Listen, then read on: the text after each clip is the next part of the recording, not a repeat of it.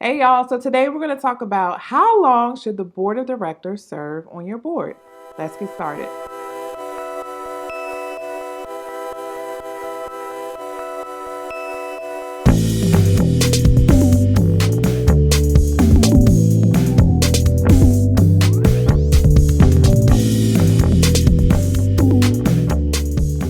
Hey y'all, this is Tiffany with Boss on a Budget. I help new and small nonprofits get up and running. If you need help with your nonprofit, be sure to subscribe to my channel. I drop a video every single week. So, first, let's talk about term limits. And we should really have a real conversation about why you should have term limits for your board and why it's not recommended that you have unlimited terms. So, an unlimited term means that a person can serve on your board forever, right? And it's just like the Supreme Court. They can serve as long as they want until they die or until they roll off and they decide to roll off. And there are a couple reasons why I just don't recommend that. The first one is, what happens if you get a toxic board member or just an ineffective board member? How can you get that person out? There's no protocol or system or process in place to let them roll off. So when you have that, that's the risk that you run when you don't set any term limits or any boundaries to serving on your board. The second thing is, you really want a board to kind of help with strategy. So you need every once in a while fresh perspectives, and you also need new networks. You need access to new people who can provide new opportunities, new partnerships. They can connect you to people that they know that you wouldn't have had access to if they weren't serving on the board. And if you're just relying on the same people, especially if you have a small board, you're going to tap out at some point. And you want to be able to keep it fresh and new and be able to kind of go down different ways or think about your services differently or how you're running your organization differently that you may not have thought about if you just have the same people who have the same mindset on your board. So while I know you could be really tempted to have unlimited terms, especially if you're the founder and you just want to be on the board, I understand like why you would want that. First of all, you need continuity, right? So you don't want to keep rolling over new people who have to learn the organization, who have to learn how to fundraise, build relationships with the executive director, and just learn things kind of from start, right? You don't want to have to keep doing that over and over again. So there are some ways that I'm going to walk through in this video to help mitigate that, to kind of have a balance between, like, we don't want unlimited, but we also don't want to just keep filing people in and out. So let's talk about how you can do that and what are some strategies you can put in place to have a good balanced board. Before I go into any of the strategies, I just want you to keep in mind that states govern how nonprofits run. So there's the IRS, which is a different thing when we're talking about tax exempt organizations. But when we're talking about how your nonprofit should be governed, it is governed by state law. So you should be looking at your state laws to make sure there aren't any requirements.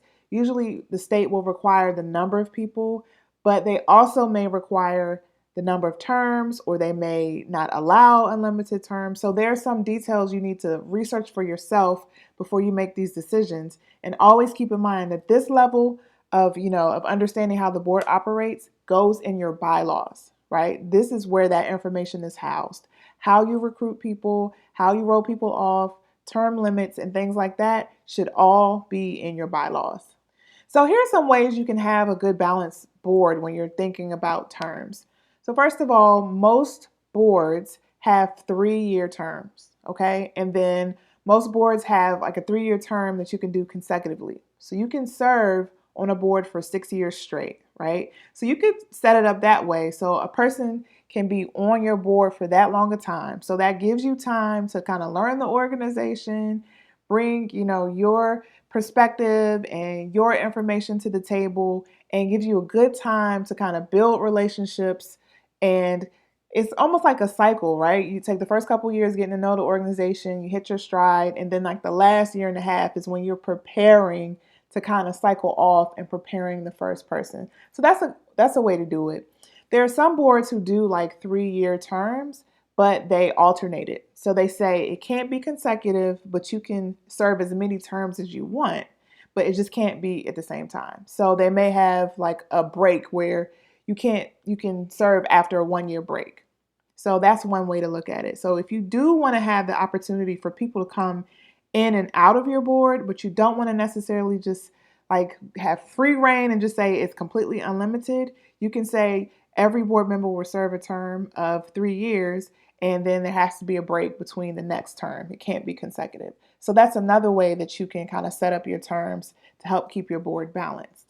The other thing you might want to consider is staggering your board. So, especially if you're new and your board generally comes on all in the same year, if you've set up your term limits a certain way, then it could be that 6 years from now, everybody's leaving the board at the same time. And you don't want that, right? You don't want to have to start from scratch for a whole bunch of reasons. People have to learn the organization, you have to take time to build relationships among the board. There's just so many reasons why you don't want to do that. So one thing you need to consider is how to stagger. So there's no more than 3 people who will roll off the board in 1 year. So in the first years, you can put like a little note in your bylaws that say, in year 2, this person will roll off, in 3, this person will roll off, so that we're starting the right system of staggering so that not too many people are leaving the board at one time. So if you need some help with language around that, I'm going to put that in the description box and drop a couple of links to really good websites that can help you think about how to structure your terms and your term limits and things like that. You may also want to consider having term limits for different roles on the board, like your chair or your secretary or your treasurer. And it really depends on their role, how you set that up. So most nonprofits give their board chairs a 1 year term, and then they may do 2 consecutive terms. So that gives them 2 years as the board chair. So that may be something you want to set up, but maybe you don't want to have like that short a term for a secretary who's kind of the holder of the notes and the records, or the treasurer who's really good at finances or can really help keep the organization organized kind of financially. So you may want to consider having longer terms for your treasurer or your secretary, and possibly for your board chair having just like a 1 year term like most nonprofits do. And honestly, most people probably don't want to serve as the chair for that long anyway, because most people are probably intimidated by that role. So you may also want to think about having those limited because people are uncomfortable. But always remember when you're assessing your term limits what that means. Like, you're going to have to give a little bit of time for a ramp up for people to learn their role, and then give some time for them to transition. So they're going to have to kind of wind down and transition. So you should keep that in mind when you're trying to figure out like the years you want to put, or the limits you want to put on the board overall, and then also on the board in certain roles.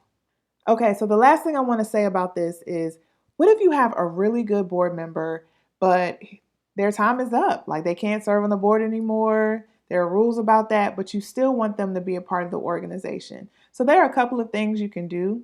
First, you can establish like an advisory board, or like a non-governing board that helps advise on the strategy of the organization, or can help with certain board tasks that they need to do.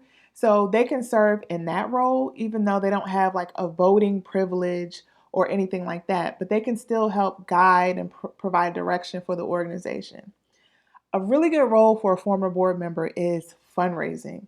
So, especially with people, if they have relationships with people who've given, and if they have relationships with people who've given large amounts, they may maintain that relationship for your organization. So they can still check in with that person and help solicit funds from people who've given to the organization before, just because of their standing relationships with these people. Also, board members are really good to recruit for like sending thank you notes, or giving thank you phone calls. So those people who are former board members, if they did that on their role as a director, then they can easily transition to keep doing that just in a different role, just in a non-voting, non-governing role, right? So you can use them for fundraising. You can use them to do specific tasks, especially if they're still very much connected to the organization and still want to kind of help. The other way you can use former board members is just to have them serve on volunteer committees. So if you have a big event coming up, or you have a committee for whatever reason to look at something, or maybe thinking about strategic planning and you want to figure out, what direction you should go, and you want to set up a board or a committee to look at that, former board members can serve on that committee and can kind of help steer the organization in the right direction. So there are many ways you can still use your board members, even if they don't currently serve as a in a role as a director. So just be creative about how you can continue to engage them and keep that relationship going and keep that relationship fresh. So I hope this was helpful for you. If you need help starting your nonprofit or if you need help recruiting a board, I have a board recruitment toolbox. I'll drop the link in the description box below, which can help you figure out how to target board members, where to find these people, how to send them welcome notes. I have sample letters and all kinds of things in that toolbox for you. So check it out in the description box below. And if you have other questions, visit me at www.bossonabudget.com and I will see you next time.